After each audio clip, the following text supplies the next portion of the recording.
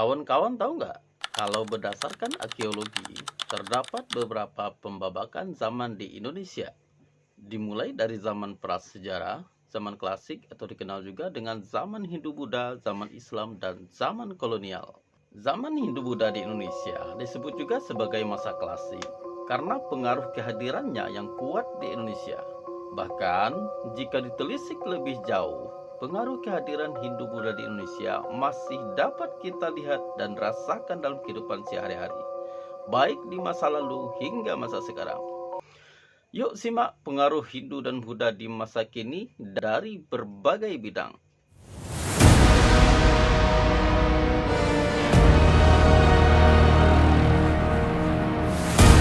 Wilayah Indonesia saat ini secara tidak langsung dipengaruhi oleh kehadiran kerajaan-kerajaan Hindu-Buddha, yaitu Singasari, Sriwijaya, dan Majapahit. Pada masa Sriwijaya, wilayah kekuasaannya meliputi daerah Melayu di sekitar Jambi, daerah yang saat ini menjadi Pulau Bangka, daerah Lampung Selatan, serta usaha Sriwijaya untuk menaklukkan Pulau Jawa. Di masa Singasari, wilayah kekuasaannya meliputi wilayah Pahang, saat ini Malaysia, Melayu yang saat ini Sumatera Barat, Gurun, nama pulau di Indonesia bagian timur, Bali, seluruh Pulau Jawa, Bakulapura, dan Tanjung Pura. Saat ini wilayah di barat daya Kalimantan. Peradaban Majapahit yang lebih maju dalam perniagaan dan seni serta wilayah kekuasaan yang luas mengantarkannya menjadi salah satu kerajaan besar yang pernah ada di Asia Tenggara. Kawan-kawan, pada akhirnya wilayah-wilayah kerajaan yang terbentuk pada masa itu membentuk wawasan tentang wilayah Nusantara yang sebagian besar menjadi negara Indonesia. Salah satu pengaruh Hindu-Buddha di Indonesia dalam bidang politik adalah penerapan konsep mandala. Apa yang dimaksud dengan konsep mandala itu? Mandala bermakna lingkaran. Pada masa Hindu-Buddha, konsep mandala digunakan untuk menggambarkan pola penyebaran pengaruh kekuasaan politik terhadap kerajaan yang berkuasa pada masa Hindu-Buddha. Konsep ini secara tidak langsung pernah diterapkan di Indonesia pada masa Republik Indonesia Serikat atau yang disingkat dengan RIS. Meskipun serupa tapi tak sama, intinya konsep mandala ini mirip seperti federasi. Kalau di masa lampau, ada kumpulan kerajaan bawahan atau yang dimaksud dengan vasal yang tunduk pada satu pusat kekuasaan. Pengaruh politik lainnya adalah penetapan penasihat presiden atau Dewan Pertimbangan Presiden atau yang disingkat dengan Watimpres. Dulu, Watimpres dikenal juga sebagai Dewan Pertimbangan Agung atau DPA. Tugas dari lembaga ini adalah untuk memberikan nasihat dan pertimbangan kepada presiden. Nah, kalau di masa Hindu-Buddha, raja akan mengangkat penasihat dari golongan Brahmana, para pendeta, dan ahli agama. Tujuannya agar kekuasaan politik tetap berada di bawah kekuasaan agama. Mirip seperti sistem kasta dalam agama Hindu.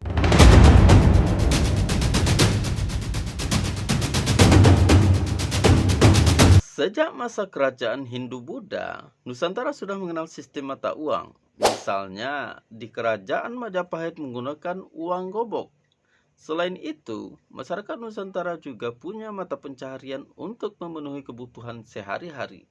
Dua hal ini sesuai dengan kondisi ekonomi Indonesia di masa sekarang yang sudah menggunakan sistem mata uang dan masyarakatnya memiliki pekerjaan. Pada masa kerajaan Hindu-Buddha, tepatnya kerajaan Sriwijaya dan Majapahit, sudah menerapkan perdagangan internasional.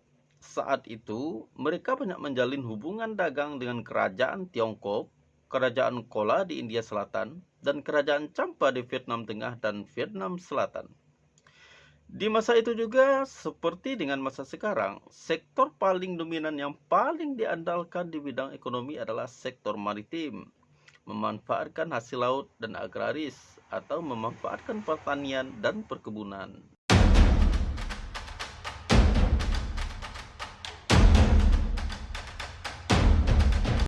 Dalam bidang kesenian, kebudayaan Hindu-Buddha masih berpengaruh hingga sekarang.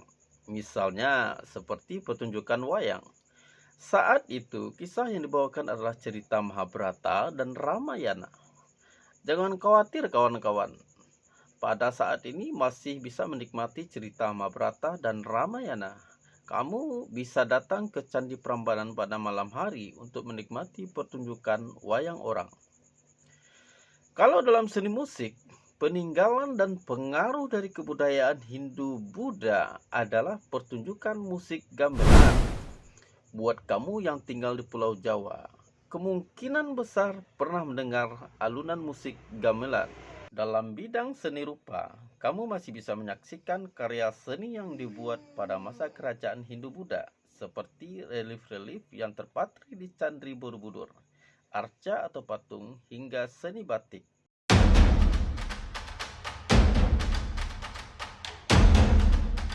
Salah satu pengaruh yang masih bertahan hingga saat ini adalah arsitektur pada bangunan di masa lalu yang banyak digunakan oleh bangunan masa kini. Beberapa bagian bangunan yang terpengaruh adalah pembagian bangunan dan halaman, atap bangunan, dan gapura. Pertama adalah bagian bangunan. Candi terdiri dari 3 bagian utama, yaitu Burloka atau dunia manusia, Bufarloka, dunia orang-orang yang tersucikan, dan Svarloka, dunia para dewa. Konsep ini kemudian diadaptasi dan saat ini dapat kamu lihat pada rumah-rumah tradisional Bali. Biasanya, rumah tradisional Bali memiliki halaman yang luas dan dibagi ke dalam 3 bagian tersebut. Bangunan rumahnya terdiri dari bagian utama atau bagian atas bangunan, madya, badan bangunan, dan nista, kaki bangunan. Selain pada pembagian-bagian bangunan, pengaruh arsitektur juga dapat dilihat pada atap bangunan. Contohnya, atap pada Masjid Agung Demak yang menggunakan atap tumpang seperti pada pura.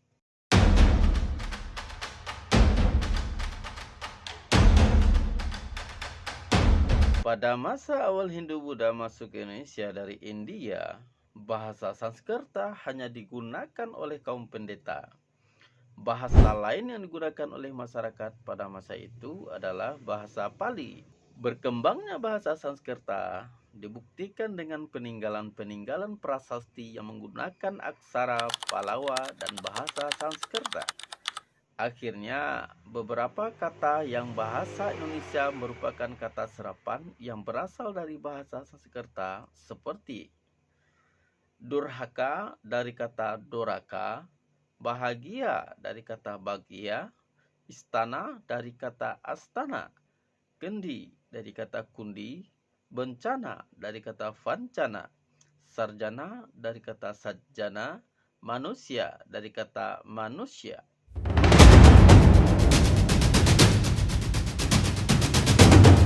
Pada masa kerajaan Hindu-Buddha, masyarakatnya mengenal sistem kalender yang disebut dengan tahun Saka.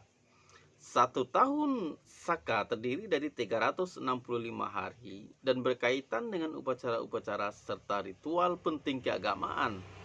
Hingga saat ini, kalender Saka masih digunakan oleh umat Hindu di Indonesia.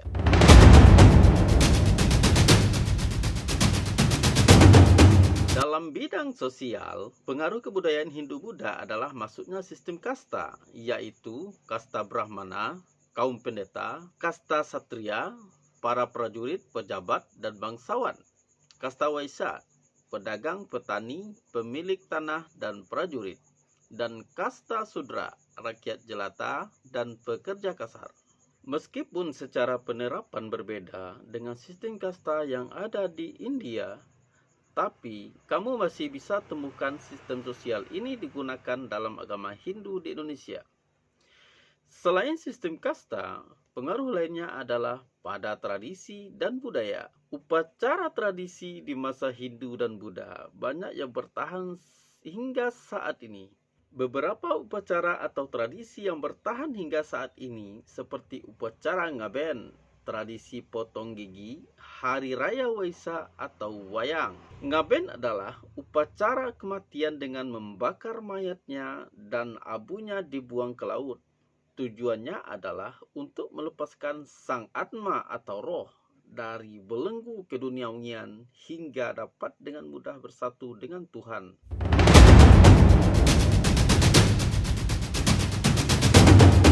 Jika saat ini kamu banyak menemukan sekolah yang memiliki asrama, itu adalah salah satu warisan masa klasik.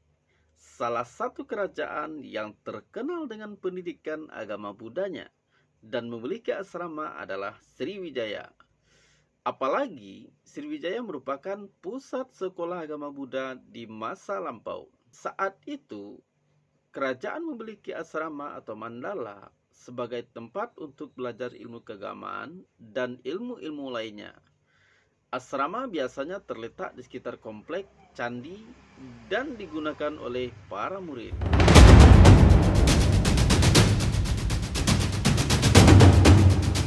Teknologi perkapalan semakin maju sejak masa Hindu-Buddha, khususnya Sriwijaya. Ciri khasnya antara lain adalah badan lambung kapal berbentuk seperti huruf V.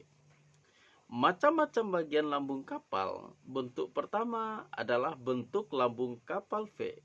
Ciri khas lainnya adalah bentuk haluan dan buritan yang simetris. Tidak ada sekat-sekat kedap air di bagian lambungnya.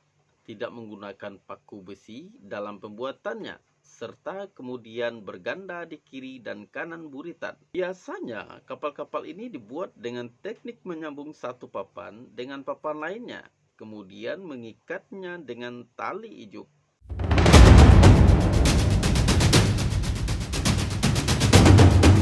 Pelayaran bangsa Indonesia pada masa kuno bergantung pada sistem angin musim.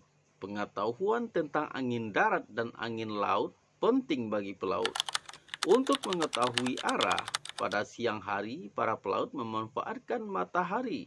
Lalu di malam hari mereka menggunakan letak kelompok bintang tertentu di langit, seperti bintang mayang, bintang biduk, dan sebagainya. Kawan-kawan, pengaruh Hindu-Buddha yang masih dapat kamu rasakan pada saat sekarang ini. Tidak terasa, kehadiran masa klasik di Indonesia memberikan banyak sekali pengaruh. Kamu bisa sebutkan pengaruh Hindu-Buddha di masa kini yang lain. Sebutkan di kolom komentar ya kawan-kawan. Untuk itu, untuk lebih bagus konten-konten kita berikutnya, ayo kita saling sokong dan dukung dengan cara like, komen, subscribe, dan share ya teman-teman. Semoga kita tetap jaga kesehatan dan jumpa lagi di konten berikutnya.